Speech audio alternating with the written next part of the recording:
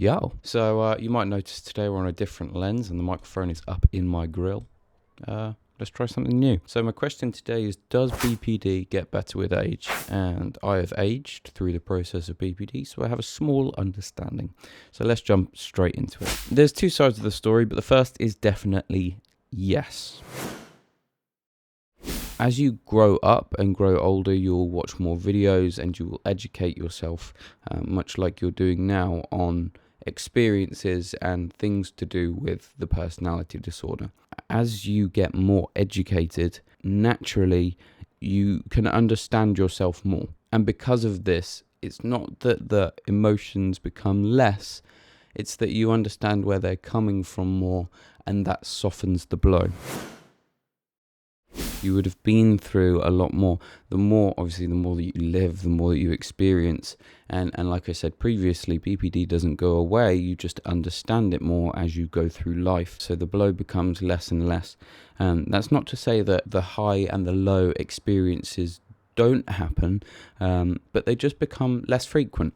You know, the absolute massive extreme highs and lows. I would say that during my adolescence, growing up sort of as a teenager, because of going through puberty at the same time, it heightens everything so much. It almost feels like sort of 3 times as much as I feel things now when I'm 26 and I'm not on any medication or anything like that. Not only are things heightened because of puberty, but a lot of things that happen in puberty are those first experiences. You have never felt those things before. So when they hit you, they hit so much harder. But as you grow up, you know, they tend to fade. You know, nothing will ever feel like your first heartbreak again, because as time goes on, there's more partners and you start to understand what that feels like, and that's a good thing. That's a really good thing.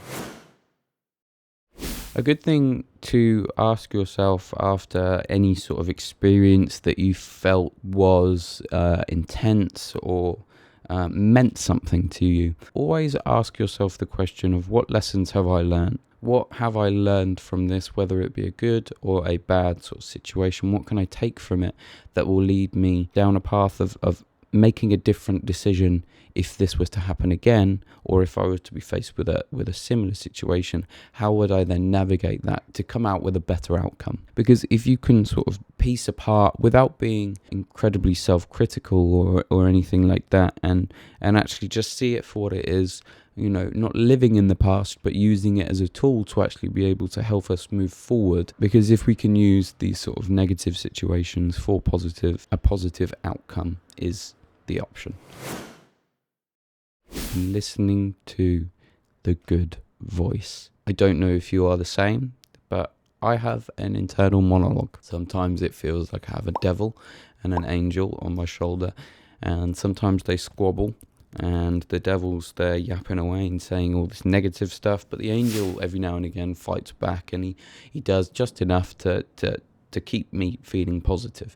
But sometimes you actually just need to listen to the positive angel more and actually just start disregarding what the little devil says, because with negative thoughts comes negative energy, and you can follow that and you can pass that on to other people. But if you listen to that little angel on your shoulder that every now and again will say something nice about you, or will say something positive, or will give you some reaffirmation that you're doing the right thing. If you listen to him more often than not, and actually when the little devil starts yapping, you use the little angel side to tell him to shush, and you start actually listening to the angel more than the devil, then the positive moods start coming around. Now, that might sound absolutely ridiculous, and obviously it doesn't have to be an angel and a devil. It can be whatever it is, but there's 2 parallels. One is good, one is bad, and they're both trying to connect with you and talk to you, and maybe that's your subconscious. Sometimes maybe you just have to listen to your subconscious and say, yeah, I'm choosing the good side. I feel like it really helped me. Like really, really helped me get out of my dark place.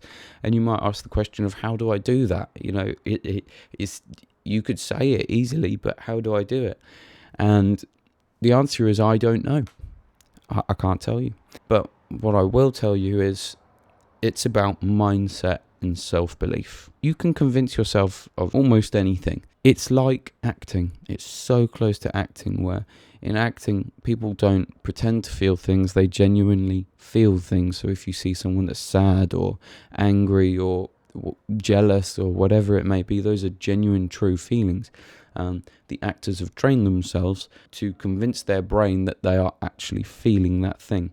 Now, if you can convince yourself to believe in yourself, and when you look in the mirror to say, no, you actually look really good. You look really good, and I'm feeling motivated today. Other positive messages and things like that, if you repeat those to yourself, you'll actually start acting upon them, because the little voice, the angel side, he knows what's good, bro. He knows what's good. So just follow that. Sorry, it was potentially a little bit long, but yeah, I really support that message. Yes, is the answer. Because of all those reasons that I've just stated, borderline personality disorder does get better with time, but it also doesn't. So there is negatives, but I just kind of want to finish off with this. You come up with coping mechanisms. You develop new ways of living within society. Although you have extreme highs and lows in terms of all of your emotions, you can fit in and blend in, and that's a good thing. Now, just follow those good paths. When you know that something is wrong internally, don't do it. And that's the plain and simple of it. Just don't go through with it. And this is what I talk about in previous videos in terms of allowing yourself time to actually navigate through these things. Don't go off impulse. Just allow breathing time and do the work behind it. Dissect these sort of things that you go through, and because the more that you understand, the better you will become. Knowledge is power.